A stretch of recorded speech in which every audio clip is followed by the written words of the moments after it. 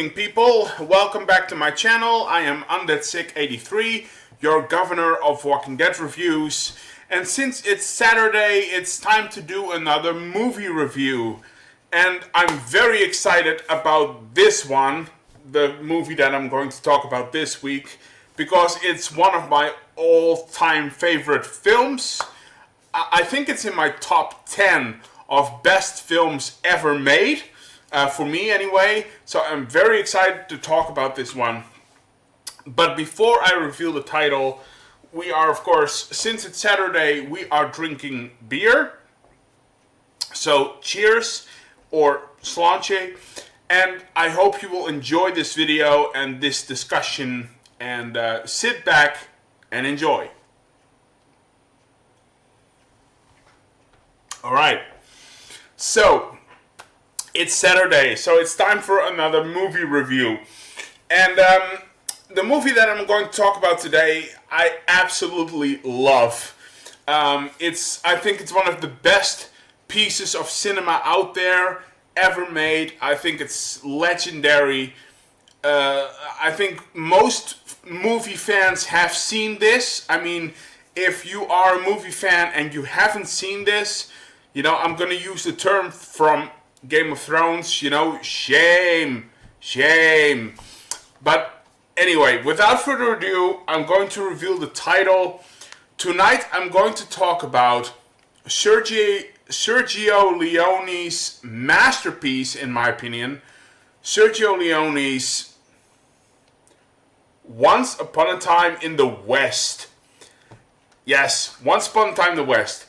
I absolutely love this film.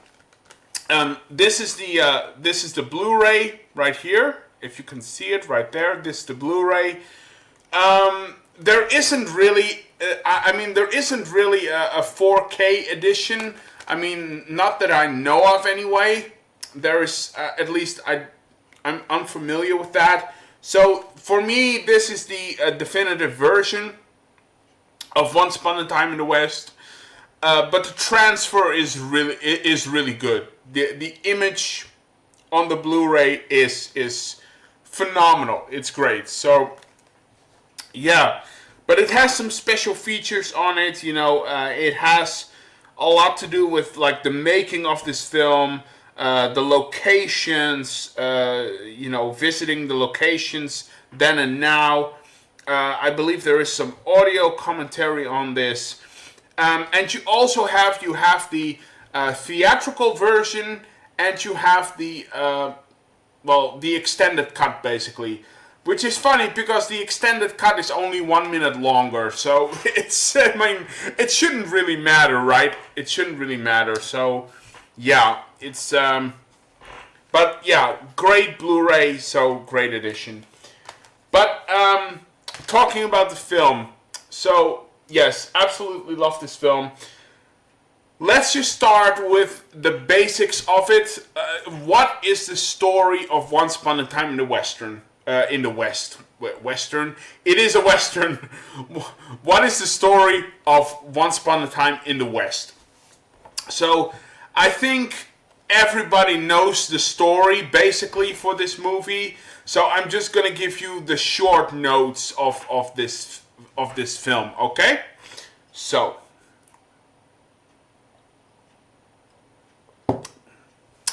alright, so the story of Once Upon a Time in the West.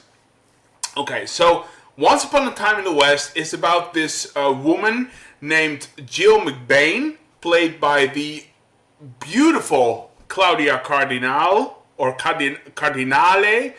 I don't know how to pronounce it, but I think Claudia Cardinale. I just call her that.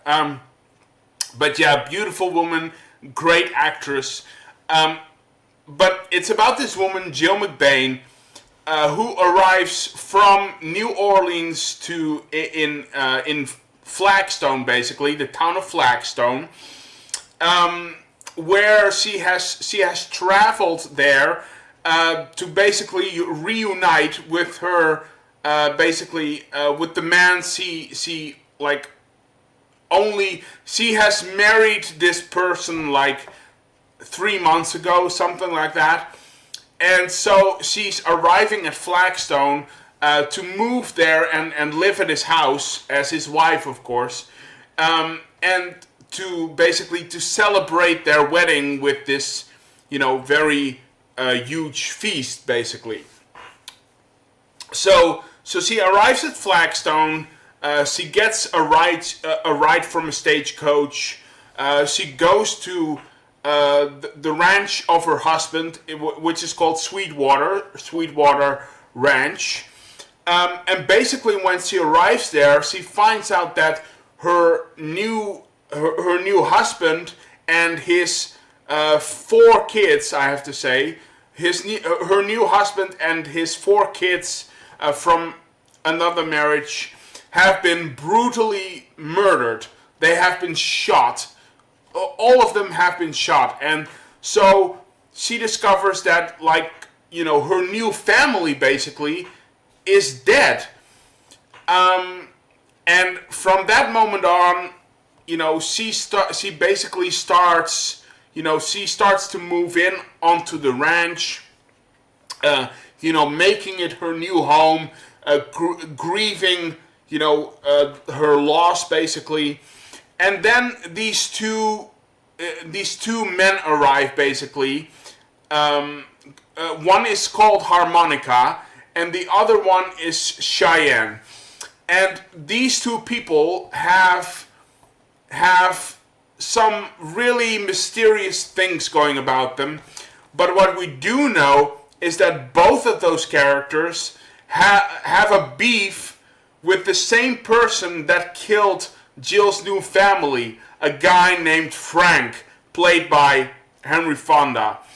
And so the 3 characters basically start a quest for justice and revenge.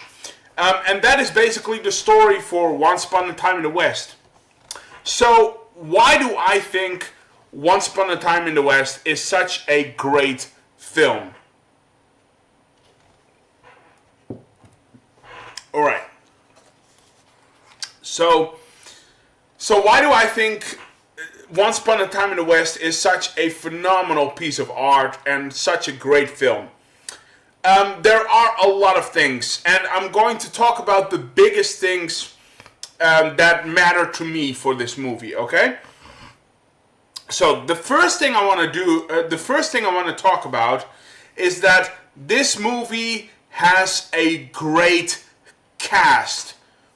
The cast is phenomenal in this film, especially the actress who plays Jill McBain, Claudia Cardinale. I mean, this character, Jill McBain, is fantastic. I mean, she is kind and graceful, but she is also a very strong female character, which is very unusual because that didn't happen that often, if ever, in those days. I mean, if you go back to the films of the 50s and the 60s, maybe even the 70s, woman female characters weren't really that big in movie history, in the movie industry. They hardly had any big role at all.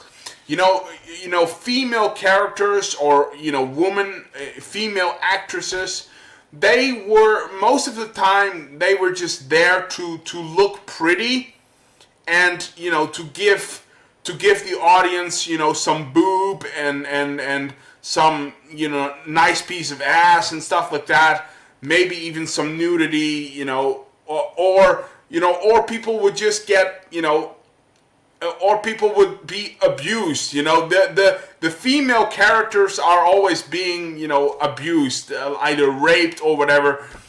So you didn't really have those female characters. So to have such a strong female character that is also very kind and graceful and just, To have that as the main protagonist in this movie, I think that says a lot about the director, most of all. I mean, Sergio Leone really went out of his way to make a very believable, strong female lead. It also speaks to the screenwriters, who made the story, because it really speaks to them that they would dare to give the lead role of this movie to a woman. I mean, that says a lot, in my opinion. And don't forget, this movie is from 1969, if I'm correct. Let's see, what was it again? I think it was 1969. 1968. I'm wrong with 1 year. Sorry. Yeah, don't forget, this movie was from 1968, so that's a long time ago. And for the filmmakers to have such a strong female character in this film, I think says a lot. It says a lot. And but also for the actress, Claudia Cardinale does such a phenomenal job. And Jill McBain, she's very strong, capable, kind, graceful, just. But she's also smart as hell. I mean, Jill is smart as hell, which I love. I love that so much. It's so great. And some of my favorite scenes with Jill in it.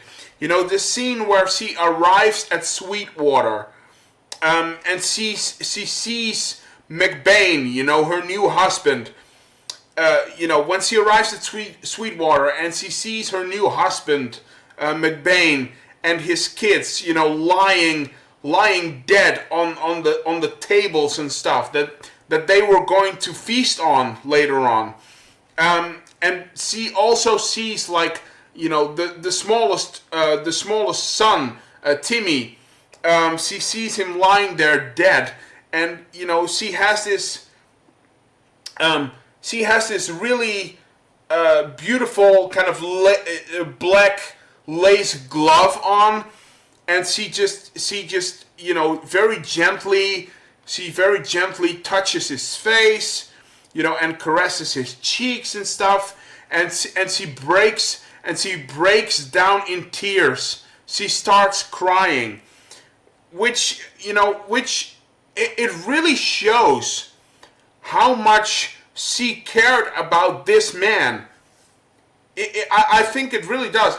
It really shows how much she cares about this man and his sweet little children.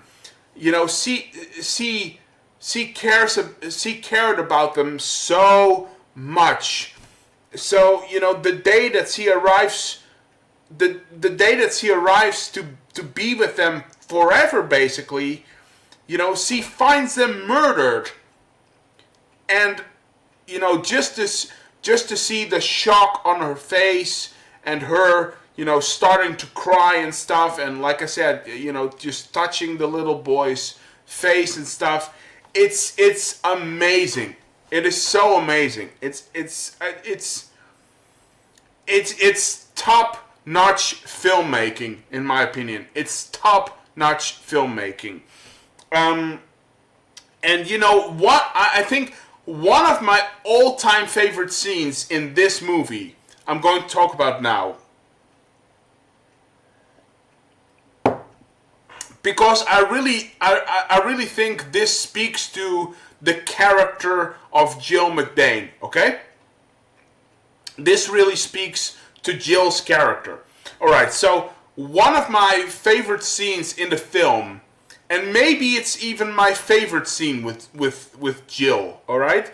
But one of my favorite scenes in the film is the scene where she basically allows herself to be molested and raped by Frank.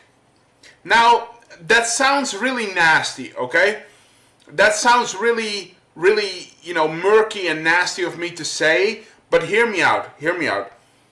So, why is this my favorite scene? The one where she is kind of like, assaulted by Frank, sexually assaulted, basically. Why is that my favorite scene? Because in that moment, in that exact moment, where you have that, pretty gnarly scene with her and Frank, in that moment, in that scene, you realize, that, they cannot hurt her any more than what they have already done to her, right? They can't harm her in any more ways because her heart is already broken. Her heart is already shattered by, what Frank has done to her. So it's such a strong and powerful scene, and for her to allow herself to be basically to be violated basically by Frank, it's just it's such, it really speaks to Jill McBain's character. It really shows how strong and smart she is, and in that moment you realize, you just know it. You just know that in that moment you realize, that she wasn't faking it. She wasn't faking it, any of it. And she really did love McBain. She really did love McBain. She loved McBain so much. She just wanted to leave her, days of being a whore. She wanted to leave those days behind her and start a real life with a good and decent family. And in that scene, you just realize that, this was real. This was real. She actually loved these people, and she actually loved McBain. She did love him, and and they can't do anything to her because her heart is already broken, and it's such an amazing scene. It's such an amazing scene, and it just shows how, what a great character Jill McBain is. So yeah, it's fantastic. It's fantastic. Another scene that I love with Jill McBain is that I really love the ending scene. Where you see her bringing water to her her new workers basically. This movie has kind of a sad ending, really. It is kind of a sad ending. This movie is very different from The Good, the Bad, and the Ugly. The Good, the Bad, and the Ugly was really about, the fun and the action and, sometimes the humor in there. That was a very different movie. Once Upon a Time in the West is very, it's almost like a Greek tragedy. It's more poetic. It's more melancholy. It's more dramatic, and it's at the end. It's kind of a sad movie. It's kind of a sad movie, which is a really, it's so innovative and original to make a Western like this. I think it's really amazing, and like I said, it has a pretty sad ending actually, because because here's the thing, Jill McBain I mean, she has avenged her, she has avenged her family. She is now a rich woman, basically. I mean, she is going to be rich. She's going to be rich. But she is alone. She is alone. She is a lone wolf, basically. She's alone. And another sad thing about this movie is that at the end of even though she's rich, she's alone, and throughout the movie, she has met these two guys named Cheyenne, played by Jason Robards, of course, and you have Harmonica, played by Charles Bronson, and both characters have become such great friends to Jill. They have become her best friend, basically. And it's really sad because one of them is kind of a loner who just wanted to complete his mission of revenge. That's Harmonica. And the other one wanted to clear his name, and ends up kind of falling in love with Jill, but he ends up dying at the end of the movie. That's Cheyenne. So it has a very sad ending because she has lost her family. She is now a rich woman, but she's alone. And the two friends that the two really good friends that she has, one of them is dead at the end of the film, and the other one is just leaving. So it's very interesting, but it's very sad, and but I love what Cheyenne said to Jill at the end of the film. I love what Cheyenne said to Jill in like the final scenes where he basically said to Jill, right? I mean, Cheyenne. He basically said to Jill, don't worry. I mean, you are going to do right by these people. You are going to build a town and this railroad. You are going to be a rich woman, but you are not, take this to heart, please. You are not Frank, and you are not Morton. Morton is kind of like, Morton is the train magnate that has hired Frank to do his dirty work.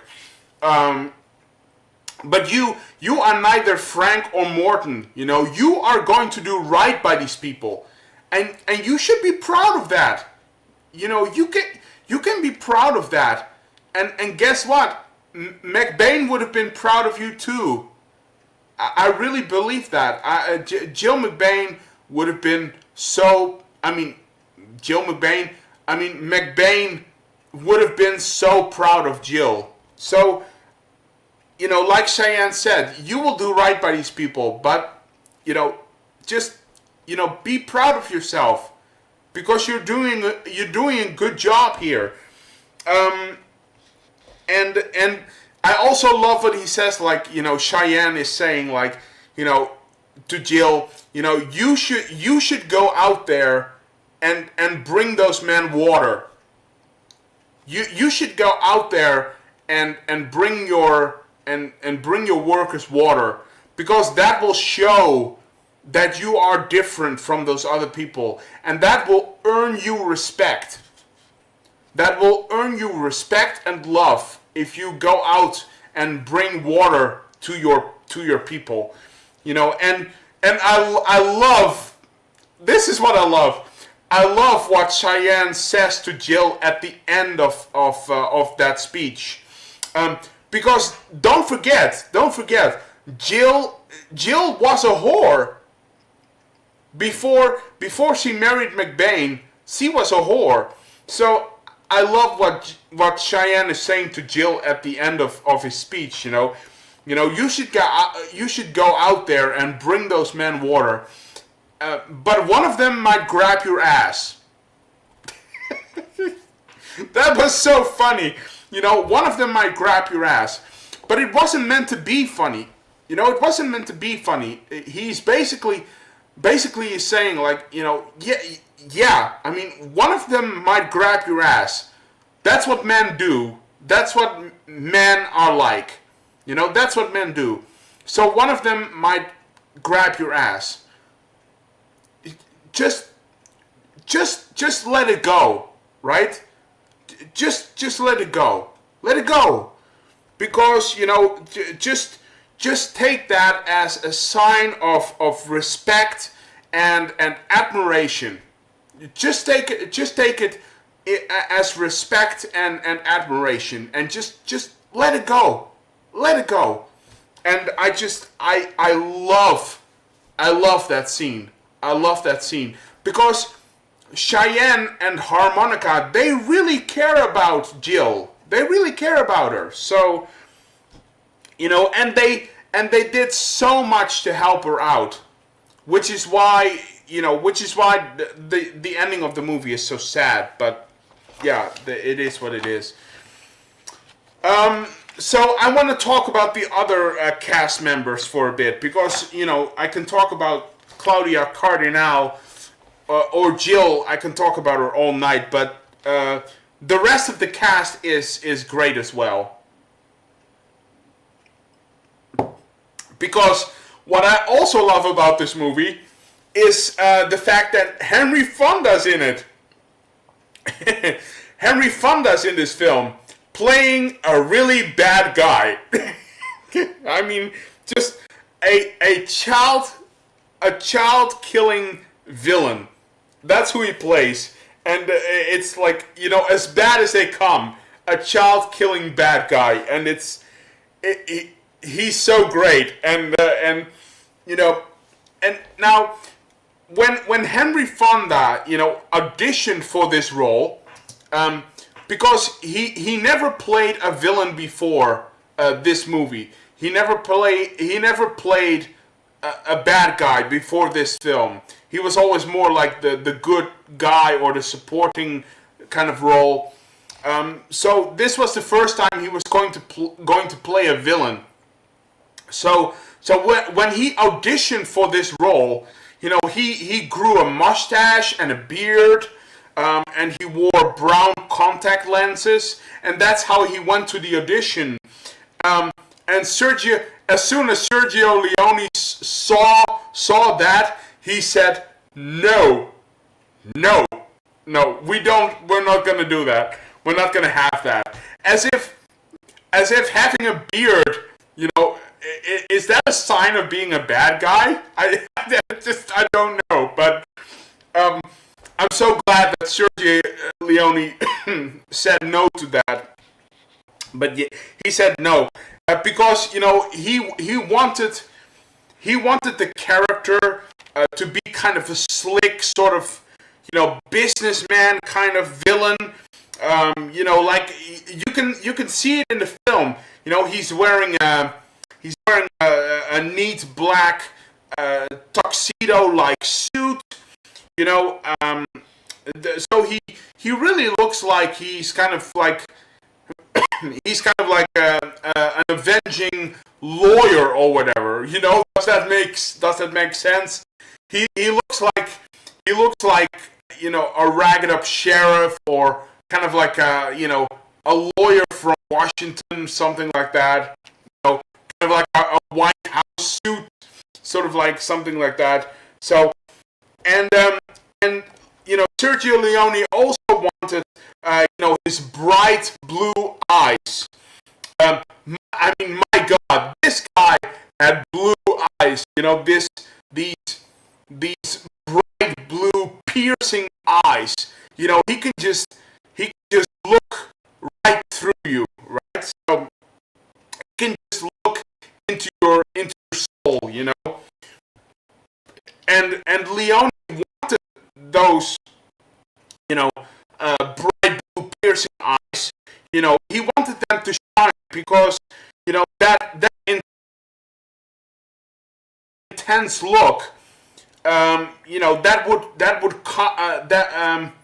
He said that would counterpart, the cold of his black heart. I just Leone said, I want these eyes to show everybody what a cold person you are, and what a black heart you have, and it works. It works so well because every time that Henry Fonda is looking at you with these piercing blue eyes, you feel intimidated. You really feel intimidated. It's scary. It's really scary. His look is so intense, and it's amazing. It's amazing. And my favorite scene with Frank is actually the introduction scene. Where after the McBain family has been murdered, basically, Frank and his men are stepping into the foreground and out of the desert, and they have these, his henchmen have these, ragged clothes and stuff. Sand is blowing in the wind. You see tumbleweed, passing by. They almost look like a bunch of Wendigos or something. They look like demons from the desert. Coming to take blood or whatever. It's so great. It's so great. And the scene where when Frank is going to shoot the last kid that is alive, the last child of McBain, when he's going to shoot that kid because he heard Frank's name, there is a close up of the kid, and you can actually see tears on the boy's face. You can actually see tears of fright. And it's brilliant. It's brilliant. It's such great filmmaking. It's great filmmaking. It's so amazing. So I have to look at my notes because I've written down a lot of things, but and then of course there is also Harmonica, the character of Harmonica. The mysterious man playing a harmonica that's around his neck. You never learn his true name, but that doesn't matter because you know who this character is. And it's so funny because Sergio Leone wanted Clint Eastwood to actually play harmonica. He wanted Clint Eastwood to play harmonica. But Clint Eastwood was now a American icon, right? He did The Bad and the Ugly, which did really great in America. So he was kind of like an American icon now. He already did Hang 'em High, the American Western. He did Where Eagles Dare, which is, the war movie. So he already did some American movies, and very soon, of course, he would make Dirty Harry and Escape from Alcatraz. So Clint Eastwood was very much becoming an American symbol in these Western and action films. So Clint Eastwood, he said no, he didn't want to do any more spaghetti westerns for the Italian industry, which is, that's understandable. You can't force people to stay in something that they don't want to do, and Clint Eastwood had, he has had a great career with everything he did. So, good for him. Good for him. But Clint Eastwood, he didn't want to do it. So, and then they got Charles Bronson as harmonica. They got none other than Charles Bronson to play harmonica. And I'm so glad they did, because Charles Bronson is freaking amazing in this film. He is freaking amazing in this film. He does such a great job of portraying this mysterious and tough character. But down to its core, harmonica is also a really good guy, because like I said, he and Cheyenne, they don't just get revenge on Frank, but they do right by her. They actually do right by Jill, which is amazing. They buy the land for her. They give her all of the materials. They buy the land for her. They basically make sure that she has a good future. She has a home and a future. They do that. And like I said, they buy the land, and they buy it for a profit. I mean, like the land was like, I think it was worth like $100 or something. That $100 probably, and they buy it for her for $5,000, which, I mean, that would be like $5 grand in this time and age. That would be like $5 grand probably, 500,000. But they do right by her. They absolutely do. And Charles Bronson does such a fantastic job. He doesn't say a lot. He doesn't have a lot of lines, but just the way of like the way he looks and his facial expressions, and he looks cool too. I mean, his whole suit and the sort of like damaged cowboy hat and stuff. It's great. It's great. I'm so glad they got Charles Bronson to do this, because it's phenomenal. He does a great job. So yeah. Let's see, what else can I say about this film? Oh yes, another thing I really love about this film is the production design. I mean, this film is so incredibly made. It's astonishing. It's astonishing. It's so good. Like, most of the film is shot in Spain, of course, where most of the spaghetti westerns were shot. But there are one or two scenes that have been shot in America, and they have been shot in none other than Monument Valley. They went to Monument Valley for like 2 shots or whatever. So that's insane, man. That's insane. But it works. It really works, and it looks so cool. I mean, a spaghetti western in John Ford land, shot in the place where John Ford was making his westerns. That's amazing. That's amazing. And I've actually been to Monument Valley. When my parents got when my parents were celebrating their 25th anniversary, we did a whole road trip in America, and we actually went to Monument Valley. So I actually stood in the place where they shot this western, and it's so fantastic. It's so fantastic, and I mean, you can't imagine how that feels until you are there.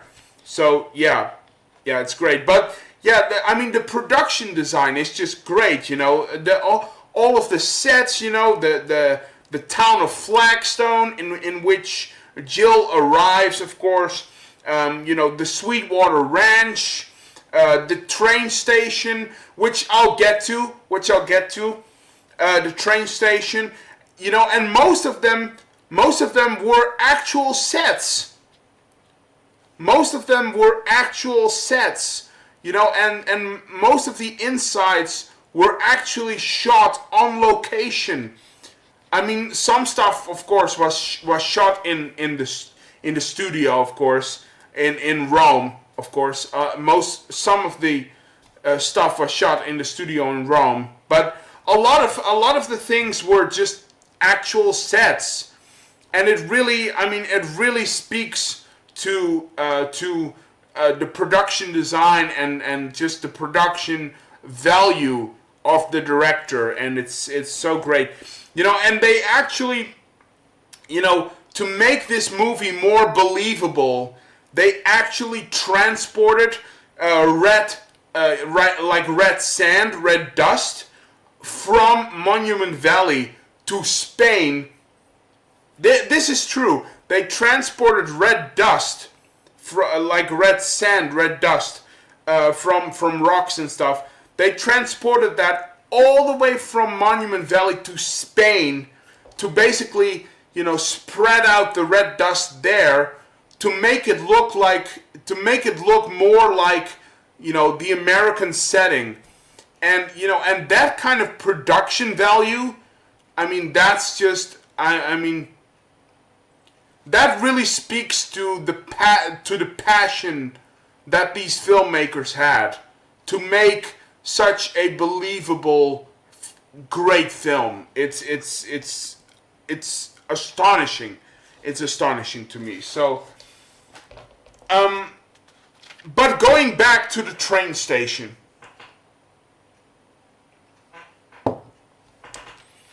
Going back to the train station for this, because another thing that this movie really has going for it, the production design, but also the way that this film looks.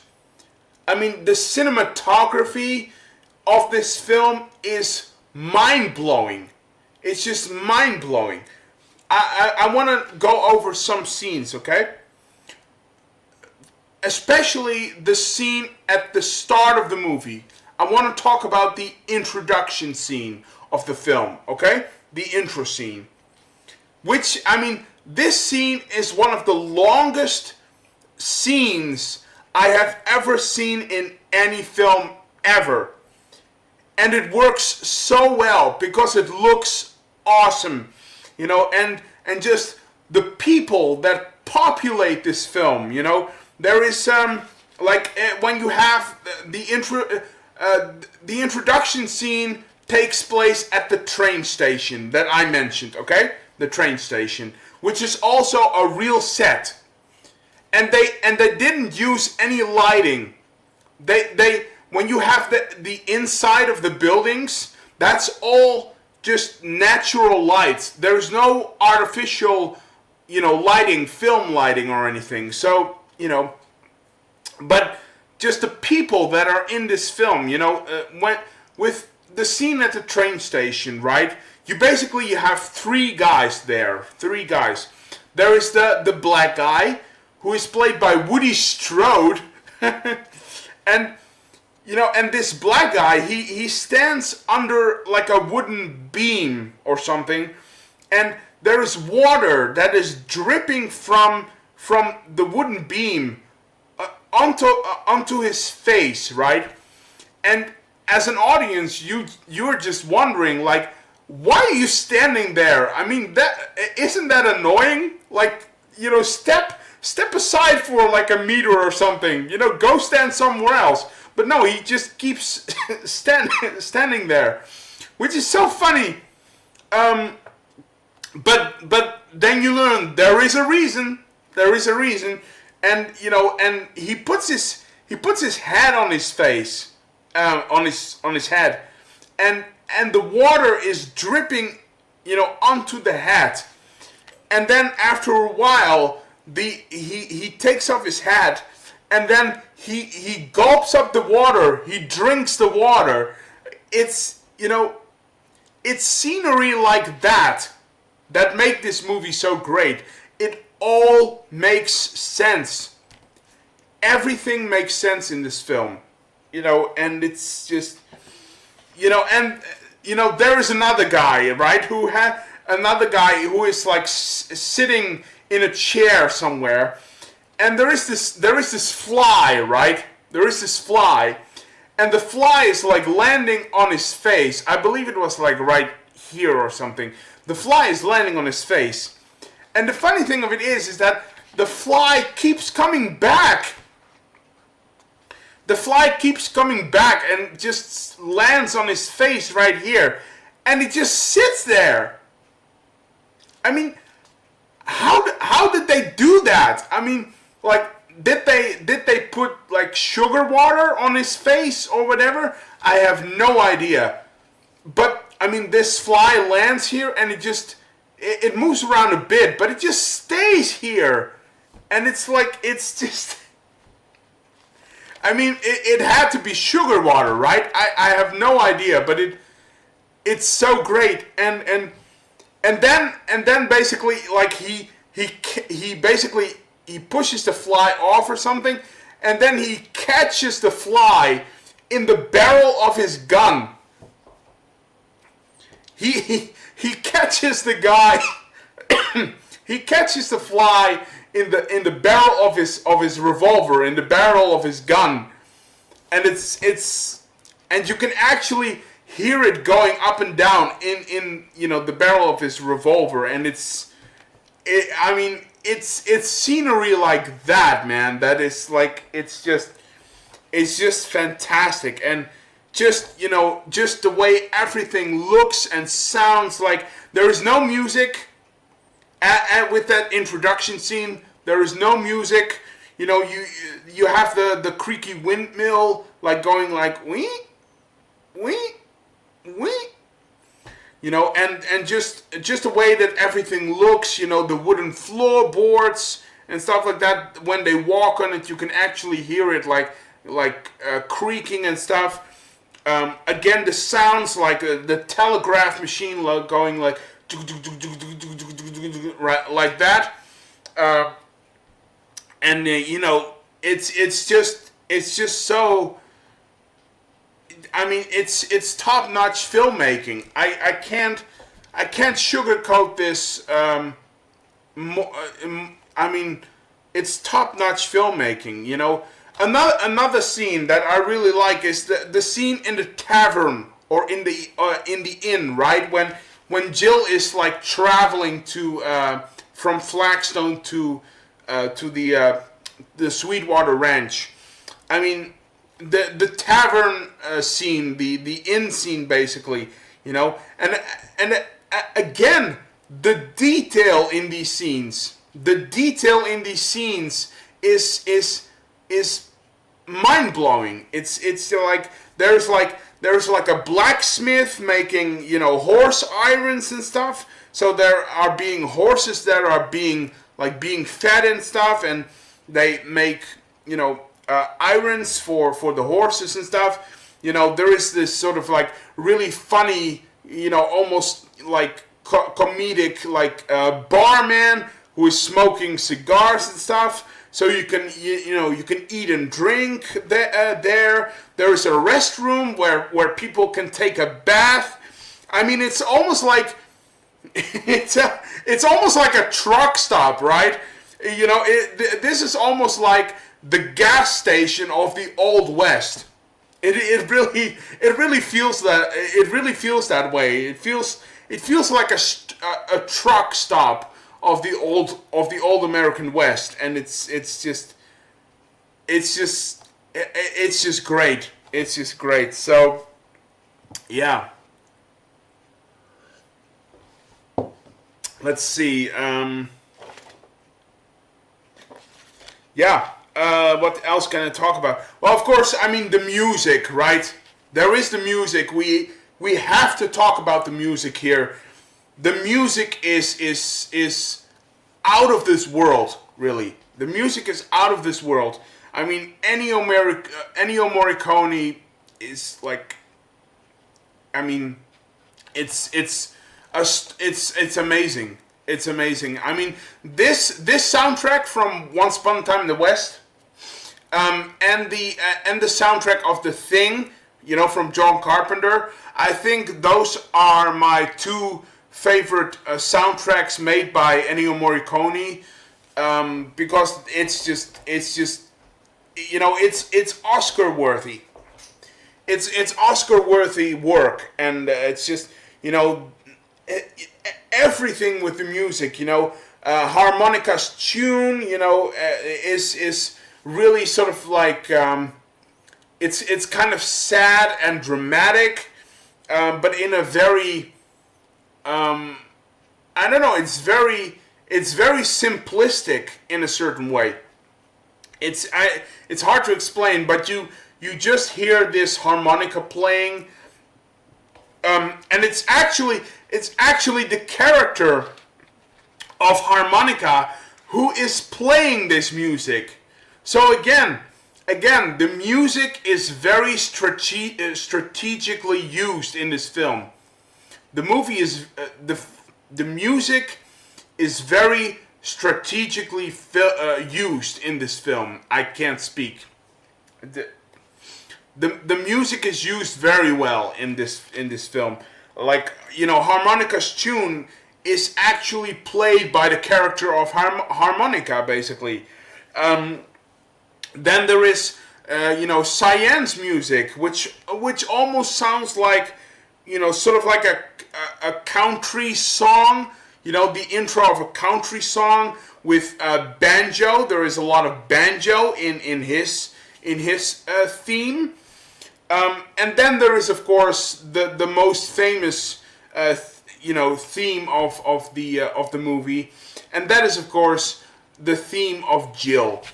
And I absolutely love this music. You know, I'm not a big classical music or you know, opera fan, but Jill's theme is something else. Jill's theme, it's like you are listening to classical music.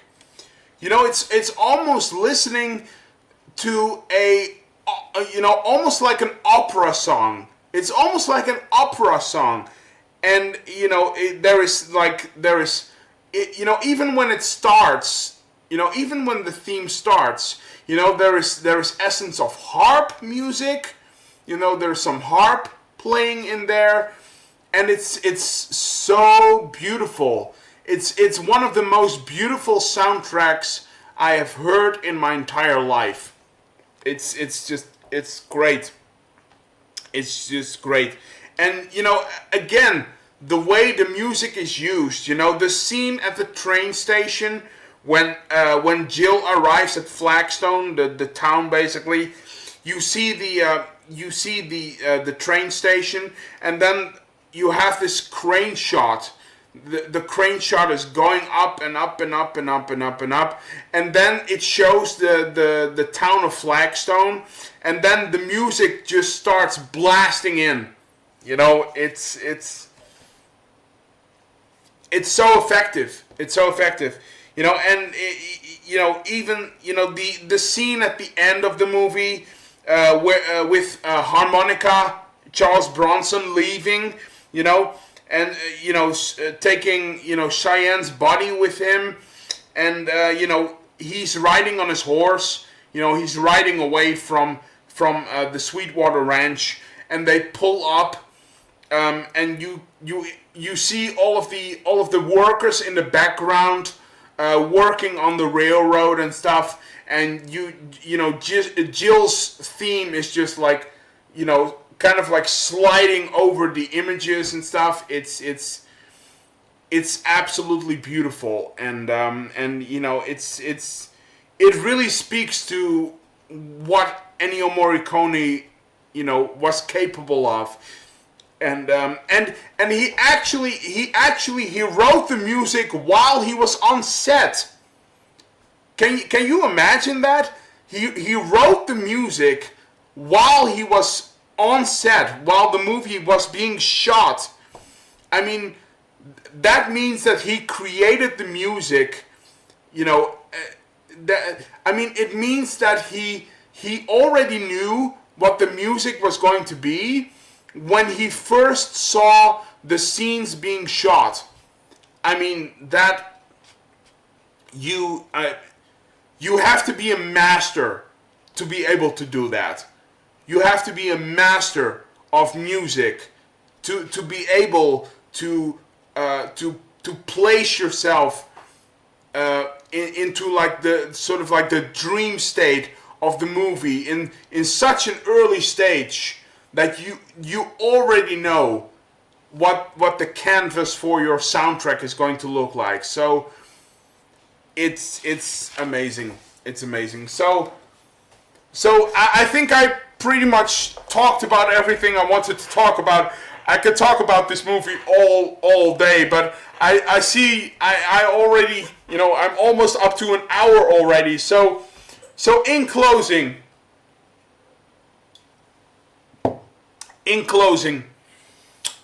how do I feel about Once Upon a Time in the West? I think you people can already tell. I really love this film. I love this film to death. I think it's an amazing movie, and I even dare say it's such a wonderful piece of art. I really believe that. I really think it's a piece of art, and I really love this film. And you know what the sad thing is? The sad thing is that they will never make a movie like this ever again, because they simply can't. Right? Here's the thing. You know, we now live in a culture. We live in a movie culture where, you know, America, the American industry, has been trained to not appreciate long movies, right? Because don't forget, this movie is almost 3 hours long. This movie is almost 3 hours long, and Americans have been trained not to appreciate, you know, long, slow movies. You know, they want you just look at the movies that are coming out, you know, in present day or not. You know, like Fast and the Furious or you know, all of the Marvel movies. It's fast. It's action, and there is really no groundwork for laying, you know, really. There is no basics for really creating, you know, very strong thematics, making very, you know, poetic like, you know, story elements. You know, there is not really room for dramatic scenery anymore. You know, people just want fast, shorter, and I even have this discussion with my brother, with my youngest brother, who is like of a younger generation, of course. But even he's like, you know, the shorter the movie is, the better, and we agree on a lot of things when it comes to movies. We agree on pretty much everything when it comes to movies, but that I disagree with, because if I always name the Lord of the Rings, right? I always name the Lord of the Rings. If the Lord of the Rings had been like an hour and a half long, I mean, that movie would have sucked. Those movies would have sucked. They would have been terrible. So, you know, it just depends on the film itself. And I'm really glad that with June, right? Here's the thing. This year we are going to get June in cinema, right?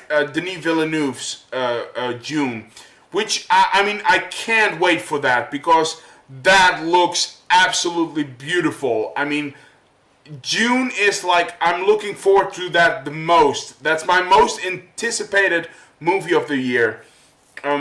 Because I read the books and I just love that. So yeah, and but I'm really glad that they are doing the book in like 2 parts in 2 movies, because that really gives them the time and the opportunity to tell the story right. And and the first movie is going to be 2.5 hours long. I'm completely fine with that.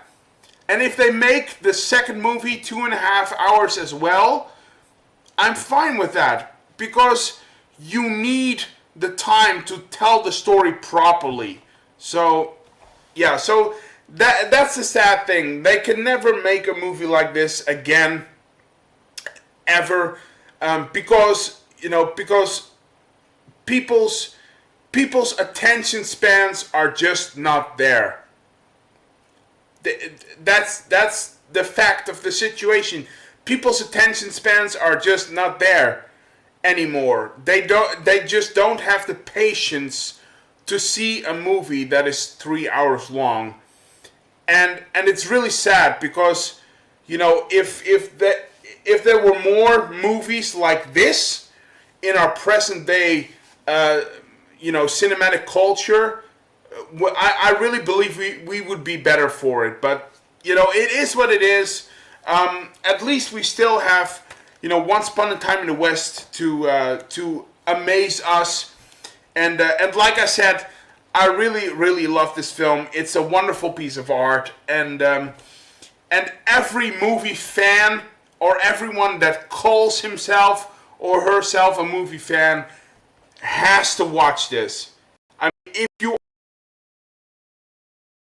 are a movie fan and you haven't seen this at least once, shame on you. Shame. So if you are a movie fan, watch this at least once. And if you are a movie collector, like many from the community here, if you are a movie collector, you have to own this. You have to own this, because I think it's essential for your movie collection. It's fantastic. So buy it on Blu-ray. So in terms of my rating for this movie, it's an easy one. I'm going to give Once Upon a Time in the West, Sergio Leone's Once Upon a Time in the West, I'm going to give this movie 5 stars out of 5. 5 stars out of 5. I think this is one of the very few movies that are actually perfect. It's one of the very few perfect movies in movie cinema. So 5 stars out of 5. Once Upon a Time in the West, amazing film. Watch it, buy it, please. But anyway, let me know in the comment section down below. What did you think? Have you seen Once Upon a Time in the West? Have you not seen it? If you did see it, did you love it as much as I did? Did you hate it? Tell me why. We can discuss and debate. Do you agree with my points? Do you disagree? Again, if you disagree, tell me why. We can discuss and debate. Do you have any movies or TV shows that you want to recommend to me for me to watch and review? Let me know in the comment section down below. I want to know your thoughts, opinions, theories, ideas, as always. Anyway, thank you for watching. I'll be back with another video as soon as possible, of course. Stay safe and healthy as always. Have a good week, and I see you guys. Bye.